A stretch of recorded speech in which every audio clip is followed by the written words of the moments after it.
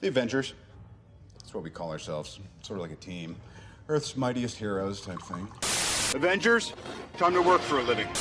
That's my secret. I'm always angry. I am on the side of life. You get hurt, hurt him back. You get killed, Walk it off. I'm here to talk to you about the Avenger Initiative.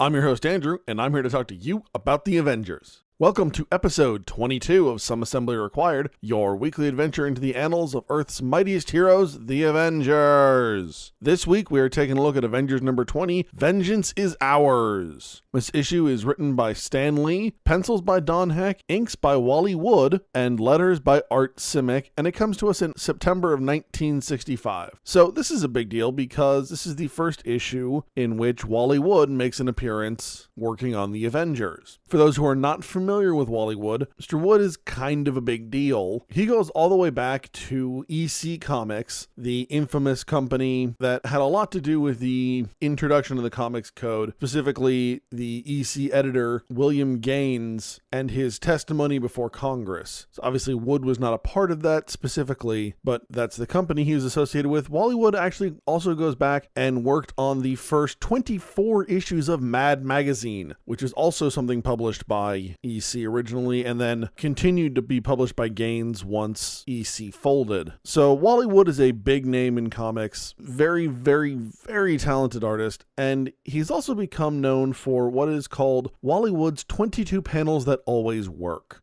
The 22 panels are a series of panels, really just kind of compositional sketches that Wally would use to keep pages interesting and kind of dynamic, especially when there were a lot of talking heads going on. Wood kind of prided himself in being as efficient as possible because comics is a really low-paying industry. So Wood had these, originally it was actually 24 sketched panels, and he shared them with a select number of his assistants. One of those assistants happened to be Larry Hama, who is best known for his work on G.I. Joe and bringing to life most of the characters that we associated with the G.I. Joe franchise. However, when Hama was an artist and an editor at Marvel, he brought the 22 panels with him to Marvel and basically introduced them to the rest of the world outside of Wood's few assistants. So between Wally Wood's 22 panels, and I say 22 because originally there were 24, but two of them, Larry Hama was unable to duplicate. The sketches were too faint, I guess, to photocopy. But Hama brought these 22 panels to Marvel, and then from there they really disseminated to the rest of the comic book world. And they really are a fantastic reference for comic artists. Again, they're not an end-all, but they are 22 solid panels, solid compositions that can be used to help liven up and keep things interesting. That's why Wally Wood is really important in comics.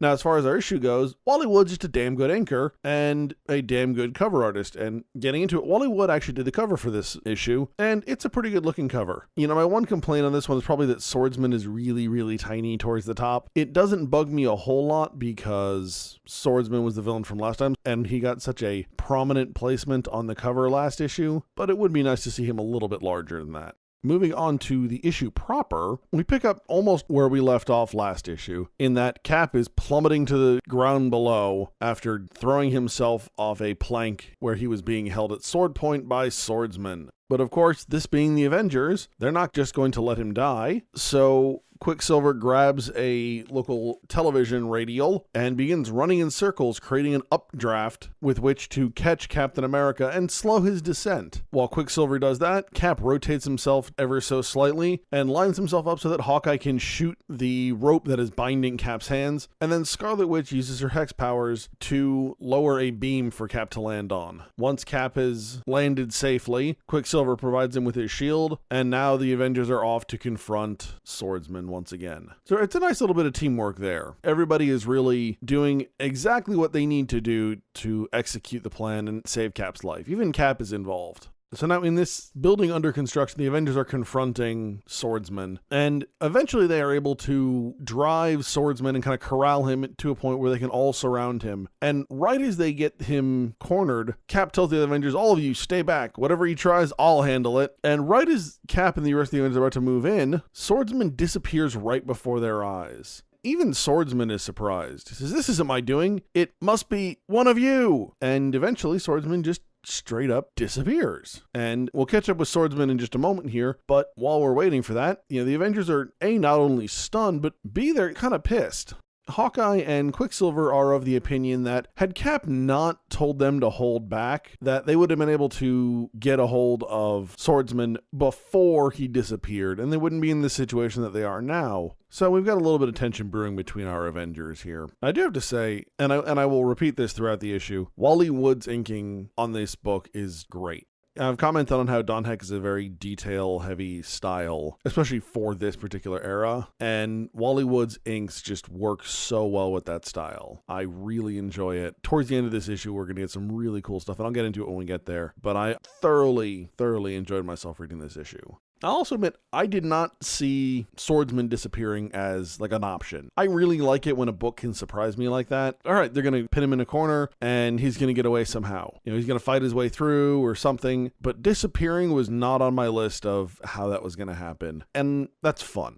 So, picking up things with the Swordsman, we find that the Swordsman has been teleported to the headquarters of the Mandarin. The Mandarin being a long-standing Iron Man villain. And we get a really great, kind of grand, 2/3 of a page, 3/4 almost, introduction to the Mandarin sitting on this massive technological throne. Now, admittedly, the Mandarin's costume looks a little bit doofy, but otherwise, this is a good look for the Mandarin. It's very fitting for a villain of his gravitas, other than the giant M on his chest and the dopey looking face mask. I dig it. Once introductions have been made, the Mandarin goes on to tell Swordsman that the reason he's brought him here is that he wants to help destroy the Avengers from within, because Iron Man is his great foe. And Mandarin wants to destroy the Avengers because he knows that Iron Man will someday return to the team, and he wants to be ready so he can attack Iron Man at the time. We'll find out here shortly that he's actually planning to have Swordsman plant a bomb in Avengers headquarters and set it off whenever Iron Man decides to return to the team. But obviously the Mandarin isn't going to just demand something for nothing, so he offers to improve Swordsman's sword. Swordsman isn't too keen on this. He doesn't want to give up his sword. And the Mandarin says, that's too bad. I'm just going to take it and do what I want with it. Swordsman disagrees still, and then the Mandarin stuns him, knocking him into unconsciousness. And this is probably about the point where Swordsman begins to realize that he is well and truly out of his league. And we will see this more and more as we go through the issue, that there are really several, classes, but levels of villainy in the Marvel Universe. And Swordsman and the Mandarin are on very different planes of existence. Back at Avengers Mansion, the conflict we've been seeing with the Avengers the last couple of issues is kind of coming to a head right here, in that Hawkeye especially, but really Hawkeye and Quicksilver, both are finding considerable flaw in Captain America's leadership, and I can understand why. Cap is doing what he feels is best, but Cap is being really overly protective and not willing to let his teammates do the work that they're there to do. I can see how it's frustrating for Hawkeye and for Quicksilver, especially because both of them have ambitions to lead the team themselves. Now, Cap is still the most obvious leader and will be for a while, but there are things Cap needs to get over, and this protective nature is one of them. So Hawkeye first challenges Cap for the leadership of the team, but then ends up competing with Quicksilver, basically to figure out which one of them gets to go against Cap, and Cap kind of quietly steps to the background for this.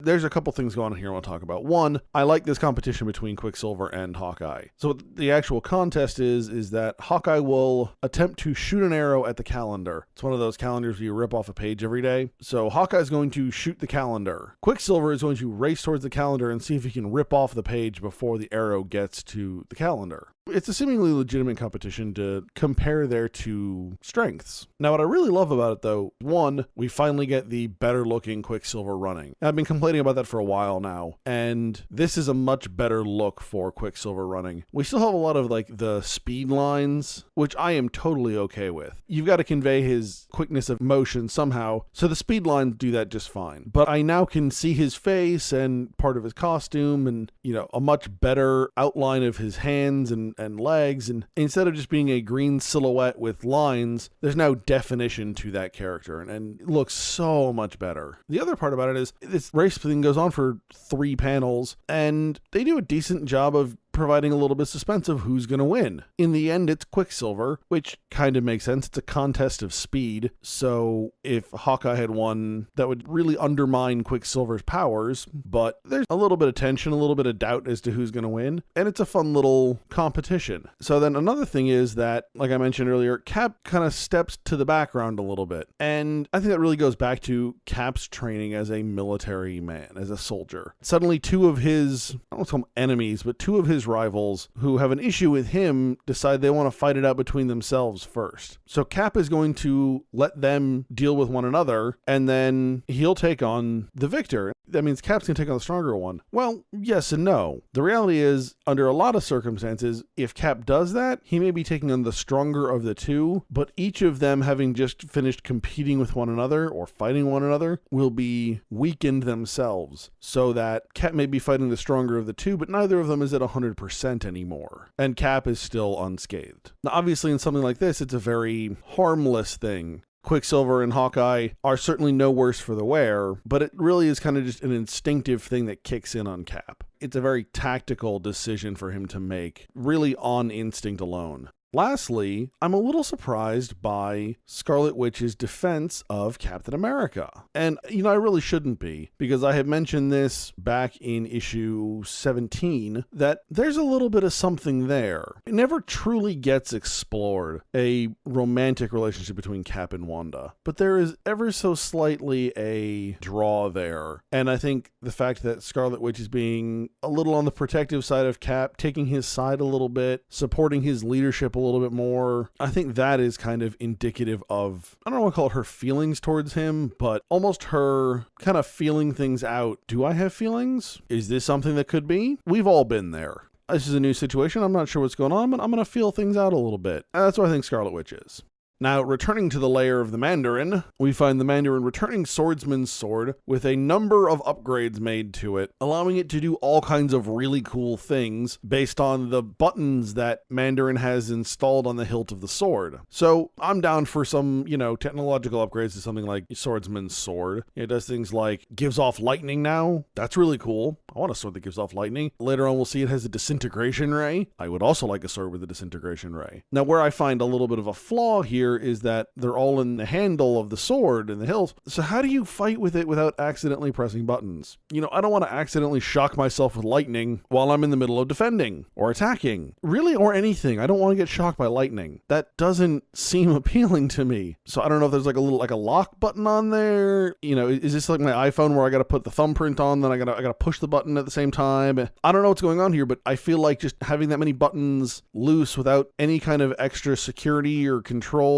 really is asking for something to go wrong kind of horribly. But nonetheless, Swordsman seems pretty pleased, and then the Mandarin escorts Swordsman to execute the plan further. And he shows Swordsman into a room where he has all kinds of technological stuff, we'll call it, including a piece of equipment that is able to replicate Iron Man's look and sound and then project the image wherever he needs to. So back at Avengers Mansion, Iron Man shows up, or at least the image of Iron Man. And, the Avengers are a little surprised because they thought he was off in Europe fighting Titanium Man. And Iron Man tells them, well, no, I'm projecting my image here in between rounds of fighting Titanium Man. Now, I've got two things on this one. First off, I love the fact that we're seeing the projecto image again, and that this time we're using it against the heroes. This is a technology we've seen twice so far. Tony Stark has the ability to project an image and sound really almost anywhere in the world. We saw it way back when in, I believe it was issue 3, and then we saw it again later when Wasp used it looking for Giant Man on this hostage Earth, Avengers number 12. So now we've seen it twice before when the heroes get to use it. Well, now the Mandarin is using it against the heroes, making them think that it's Iron Man. And I love that little perversion there. My other thing here, though, is a little bit of a complaint. Iron Man is like, I'm calling you in between rounds of fighting Titanium Man. Is this like a boxing match? Did you guys stop? You went to your separate corners and you're making a phone call? I don't get it. It's dumb. But at any rate, Iron Man, and we'll call it Iron Man for the moment, obviously though we know it is the Mandarin, Iron Man tells them that they need to accept Swordsman onto the team. Iron Man had sent him personally to join the team, and that the Avengers didn't give him a chance last time when he showed up. That he was attempting to demonstrate how powerful he is and how useful he could be, and you guys didn't listen, you just chased him off and didn't give him a chance to prove himself. Now, Hawkeye speaks up and doesn't have particularly nice things to say to Iron Man, and Hawkeye's got kind of a point. The Avengers sized up Swordsman, they evaluated him, and they didn't find that he was up to snuff. And then Iron Man goes a little below the belt here and takes a swing at the fact that, hey, Hawkeye, you may not think he's up to snuff because of his record, but hey, you didn't have a perfect record either, and we let you on the team. It's kind of a dick move by Iron Man. If it were the real Iron Man, certainly more of a dick move. It's fake Iron Man, so kind of expected dick move, but nonetheless, that hurts. I am a little perplexed here about how readily the Avengers accept this Iron Man projection and his word. Now, I can understand if Iron Man were standing right in front of them, but if Iron Man just projects himself in, I'm going to have some doubts, because how do I know this is the real Iron Man? And, maybe part of this is just me projecting the fact that I know it's not really Iron Man. I know it's the Mandarin playing a trick on the team, but we've seen this kind of thing in the past where someone has tried to get on the team to the team's detriment. In some cases, they've had far more success getting on the team, like Wonder Man, than really anyone cares to admit. But taking the word of the projection, it seems like they're a little too willing to trust again, or at least Captain America is. And, I think some of that goes back to Captain America and the time period he's from. I've argued before that the time period the Cap is from isn't all that different than the time period he's in now, the 1930s, 1940s to the 1960s. Really, it's only one generation. But at the same time, there are noticeable changes. And I think the ability to take a man at their word, and when I say a man, I mean anyone, but when you're able to take someone at their word, I think that means a lot more to the 1930s, 1940s generation than it does to the 1960s. I kind of look at it as the difference between my parents' generation and my grandparents' generation, because that actually, age-wise, really settles in nicely with my family. And the fact that there are certain things I think my grandparents just took for granted that my parents, because of the time period in which they were raised, can't take the same way. And I think that's why Captain America is so willing and really adamant to just trust Iron Man's word. So with that, the Mandarin transports Swordsman to a nearby location where he makes his way to Avengers Mansion. And Captain America, for the most part, welcomes him in. Hawkeye is rather unwilling to, especially given their personal past. But Cap welcomes him in, though at least Cap decides that he's going to keep an eye on Swordsman. And in fact, for the next few days, all of the Avengers have a pretty close eye on Swordsman. But even still, eventually he's able to plant a small explosive, small though extremely powerful from what we gather, in the Avengers control room. That night, however, the Mandarin comes to Swordsman, much in the same way that he projected Iron Man's image. He's now projecting his own image, and he tells Swordsman, "I've had a change of mind. I want you to blow up the Avengers now. Instead of waiting for Iron Man to come back to the team so that I can kill Iron Man, what we're going to do is we're going to blow up the Avengers and cause Iron Man to come and investigate, and then we're going to trap Iron Man." The Mandarin's plot isn't terrible here. I think the plot of just waiting for Iron Man to show up so we can kill him, that one was kind of dumb because you have no idea when he's coming back. Currently, in the comics, Iron Man has given no indication that he is coming back to the Avengers anytime soon. So you're waiting for something that may or may not happen. Obviously, we as modern readers know Iron Man will come and go many, many times over the years. But at this point, there's really no inkling that he's going to come back. So the plot to just kill the Avengers and draw Iron Man in seems pretty solid, except for the fact that they're like, we'll set off the bomb and then we'll trap Iron Man. How are you going to trap Iron Man? You're skipping over the important details of this plan. All right, we're going to trap Iron Man. How? Good job on getting him here. Now what? And I feel like that now what part is one of the more important parts. So the Mandarin departs, Swordsman gets dressed, and goes off and he decides he can't do this. He said, I could take pride in a victory in battle, but this is different. Even an enemy deserves a fighting chance. The swordsman cannot stoop to assassination. So Swordsman goes and he removes the bomb. However, in a classic comic book, really cliche, but I hate to say cliche because it's got the wrong connotation. Cliche is a very bad connotation. This is not a bad thing. It's a trope, but it's more than a trope. It happens so often that I have a hard time calling it a trope, but it is under the same negative feeling that a cliche has. But at any rate, just as he is removing the bomb, he gets caught by the rest of the Avengers who assume he's planting a bomb. Of course, Swordsman tries to explain, no, this isn't what you think. I'm getting rid of the bomb I already planted. I know how that sounds, but you gotta trust me now. I know I planted a bomb, but now I'm getting rid of it. And the Avengers are having none of this. Specifically, it's Hawkeye and Captain America are having just none of this, and they go full force for Swordsman. Once again, we get a several page, in this case, a 3-page fight scene between Swordsman, Captain America, Hawkeye, and then eventually Scarlet Witch kind of jumps in the mix. And, for being the fast one, Quicksilver basically shows up at the end here. But this is a really, really cool fight. And I know I say that on a somewhat regular basis, but hear me out. We get to see more of Swordsman's new sword powers, we'll call them. So he shoots flame from his sword, and then he uses a disintegration ray. He gets to use some really cool stuff with the sword. That's always fun. What makes this fight really great, though, is the fact that it happens in Avengers Mansion at night. So most of the lights are off. There's a little bit of illumination. And Wally Wood and his inks do a fantastic job of conveying A, the action, but B, and more importantly, the setting of the fight. Everything looks dark. I mean, you get the brightly colored floors, but all of the machinery has shadows across it, except for the spotlight that we find Swordsman in. And then constantly around the characters, there are these heavy, heavy shadows that are overtaking considerable parts of the panel. They're clashing almost entirely against a black background, which is very different than what we're used to. Usually when you see a fight that doesn't have a whole lot of background to it, they're usually fighting against some kind of bright, solid color. And in this case, you have some of the bright solid color, but you've got a lot of black and heavy shadows also playing into it. And it's a very different look than we've seen so far, but it fits the setting and what's going on so well, it's hard not to love it.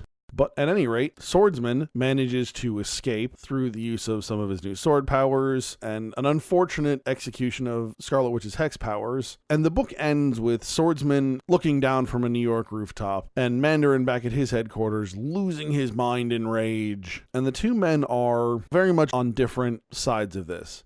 Swordsman is glad to be rid of the Mandarin. Just as Swordsman was leaving the Avengers Mansion, he ditched the bomb, which Mandarin set off because he suspected that Mandarin might betray him like that. But Swordsman has an interesting feeling toward the Avengers now. He doesn't necessarily want to be a part of the team. Not really. But he says there's something about being an Avenger, that even a bogus one, that seems to get into your blood and never let go. It's not even begrudging, but there's a certain level of respect for the Avengers and what they're doing that the Swordsman now has. The Mandarin, on the other hand, is just adding Swordsman to a list of enemies, and he is just raging and flying off the handle. And that's where our book ends.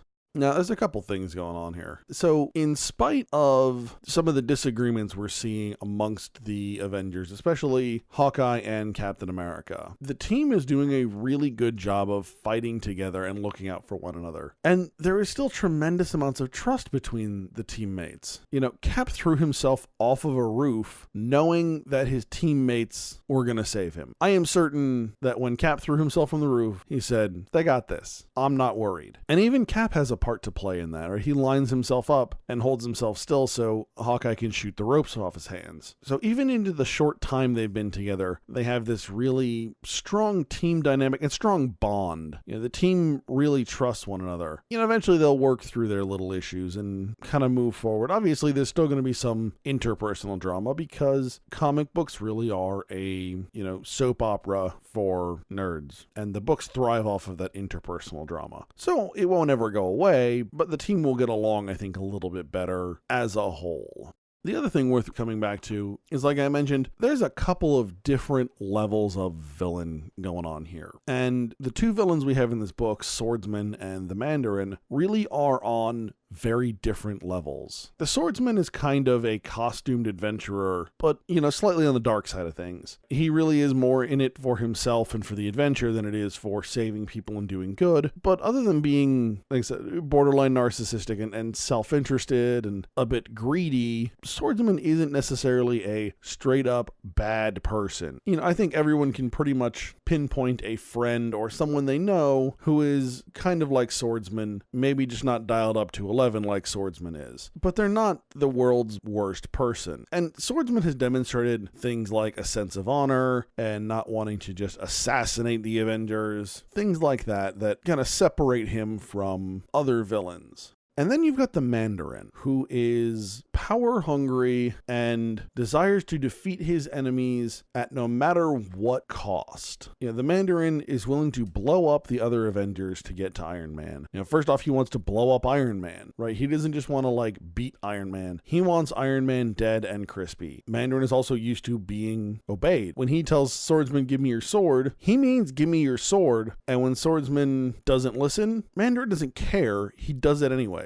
He just takes it. The Mandarin really is on a vastly different level than Swordsman, and is really that kind of megalomaniac, power-hungry, win-at-all-costs kind of villain. This is who I think of when I think of supervillain. Not the Mandarin in particular. I don't usually think of the Mandarin when I think of supervillain, but Mandarin in this context certainly fits the idea of a supervillain. He's more than just a villain. He is everything taken to the extreme. And throughout the issue, Swordsman realizes, hey, I'm in over my head, and eventually he makes the right choice in terms of he pulls the bomb and he gets rid of it. Is it the best choice for Swordsman? No. He really ends up in a much worse place than where he started 2 issues ago. This issue and then last issue, when we first met Swordsman, he was doing okay for himself. Now, burned some bridges, he's been an enemy of the Mandarin, he's now on the Avengers radar. Not necessarily the best thing for him to do.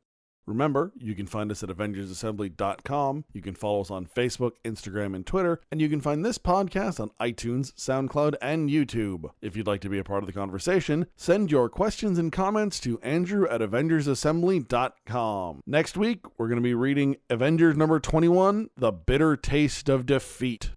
All right, hey. All right, good job, guys. Let's just not come in tomorrow. Let's just take a day. You ever tried shawarma? There's a shawarma joint about 2 blocks from here. I don't know what it is, but I want to try it.